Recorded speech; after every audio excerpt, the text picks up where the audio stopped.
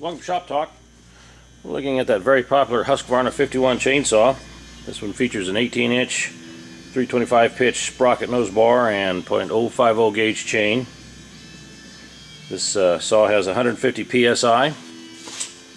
Working chain brake. Just a very popular, nice firewood chainsaw. And we'll take a close-up look at some of the features it has.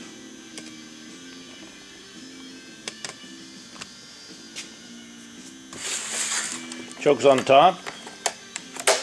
It's also a trip lock for the throttle. You pull it out and it trips the throttle, gives it a little throttle so you don't have to have your hand on your finger on the throttle. And you can just push it back in, it still trips that trigger, and then when you hit the trigger you hear a little clicking noise. And it goes down to an idle. Kill switch is right here. It's got a hand protector and a foot pad. Protects your hand, helps protect your hand in case of a chain throwing incident. Functions as a foot pad when starting the saw. These are high compression motors. And with foot in place, get a good grip of the handlebar. And start this one on the ground. It's very high compression.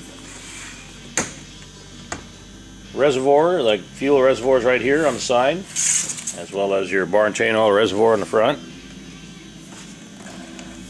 There's a working chain brake. It's a very nice farm saw or cutting firewood saw. These are very popular. We will go outside and make a cut with this one.